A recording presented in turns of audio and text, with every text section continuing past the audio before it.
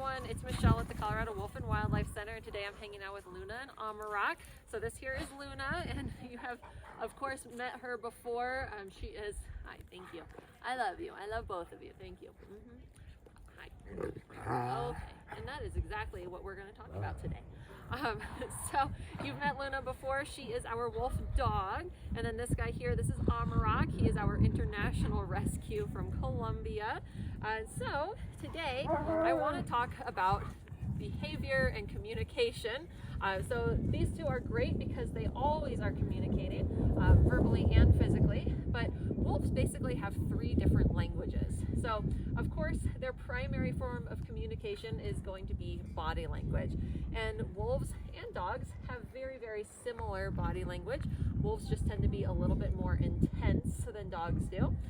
So a lot of times you're going to see very similar behavior. So the tail wagging that you saw with Luna and Amarak, that is the exact same kind of happy welcome greeting that your dog would give you. If you can see, she's very relaxed right now. So she's got her loose jowls, she's got her ears kind of relaxed. She's kind of focusing on something up there. But you can see everything here is a nice relaxed animal.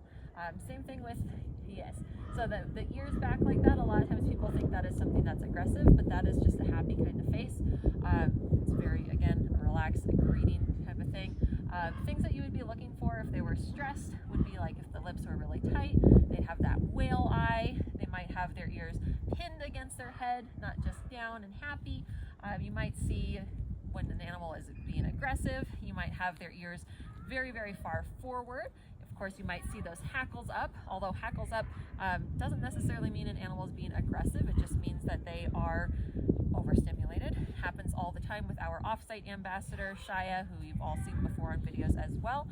Every time he's excited, all his hair goes up. I call him a porcupine. So that is called piloerection. It's just when all their hair stands up. It can just be for a lot of different things. Of course, that tail wagging, most of the time when we see it in our wolves, it is that happy-go-lucky welcome, just like your dogs do, like I said. But tail wagging isn't always an indication of being happy.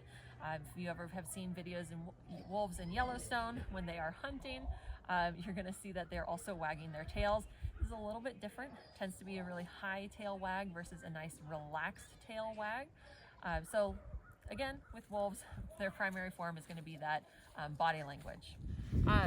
So unlike Luna, who has absolutely 0 personal space, Amarak has a lot of personal space. So we're just giving him a little bit of room because Luna is super excited that our Mexican wolves are getting their dinner, and you can hear Coco celebrating too. And that brings me into our second form of communication, which is vocalizations. So of course with wolves, we all know that they have their long distance communication, which is howling, that can be heard up to 10 miles away. Coco is doing a fantastic job of doing that right now. But they're also going to communicate through whining, growling. So if I was to get closer to him, he might do a little growl. All different ways of communicating. And one thing that's really great about wolves is that they are great communicators. So they're always going to be telling you exactly what they're thinking without escalating further, which is very good. Back to that form of communication, which is their verbal communication. So a lot of times, so again, this is the good, happy, relaxed ears. A lot of times you're going to hear them whining. That is something that our wolves do with us a lot, especially when we first see them in the morning. Usually it's going to be a greeting. Now, of course, it can mean a lot of different things, especially if they're being very physical with each other. Might be doing that jaw jousting. Sometimes we like to call it bitey face. You're going to hear a lot of whining during that game as well. And then wolves do occasionally bark. So you might hear them bark if they are feeling threatened. They don't really bark like dogs, except for Luna here because she is half dog, so she does bark, which is always very interesting. And then, of course, I did say they have 3 languages. One that gets overlooked often is going to be their chemical or olfactory language. So anybody who has had dogs, especially male dogs, you know that they love to mark on different things. Why are you looking at me like that? What is he doing?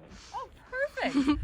Look, so a lot of times they like to mark on things, just like Amarak did.